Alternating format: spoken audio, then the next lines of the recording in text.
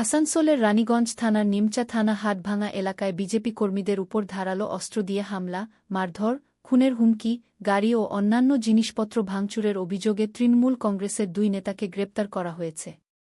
ধৃতরা হল রানীগঞ্জের এগরা গ্রাম পঞ্চায়েতের তৃণমূল অঞ্চল সভাপতি সুদর্শন খা এবং তৃণমূল নেতা অরূপ মণ্ডল।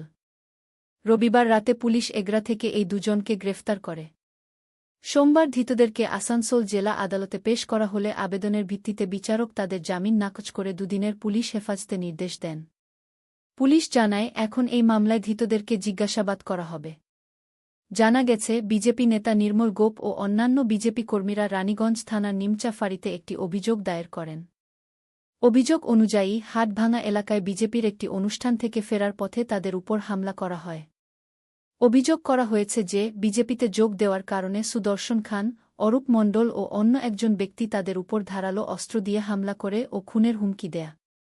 এর পাশাপাশি তাদের গাড়ি ও অন্যান্য জিনিসপত্র ভাঙচুর করে। এই অভিযোগের ভিত্তিতে পুলিশ 2 তৃণমূল কংগ্রেসের নেতাকে গ্রেফতার করেছে। এদিকে রানীগঞ্জ তৃণমূল কংগ্রেসের শ্রমিক সংগঠনের নেতা বিবেক মণ্ডলের গ্রেফতারের পর অন্য একটি মামলায় বিচারাধীন ওয়ারেন্টের ভিত্তিতে তার স্ত্রী রিঙ্কি মণ্ডলকেও পুলিশ গ্রেপ্তার করে। সোমবার তাকে আসানসোল জেলা আদালতে পেশ করা হলে আদালত তার জামিন মঞ্জুর করে। সোমবার রানীগঞ্জ থেকে আসানসোল জেলা আদালতে নিয়ে যাওয়ার পথে সংবাদমাধ্যমের প্রশ্নের জবাবে সুদর্শন খা ও অরূপ মণ্ডল নিজেদের নির্দোষ দাবি করেন। তারা বলেন, এই ঘটনার সঙ্গে আমাদের কোনো সম্পর্ক নেই। মিথ্যে মামলায় আমাদেরকে ফাঁসানো হয়েছে।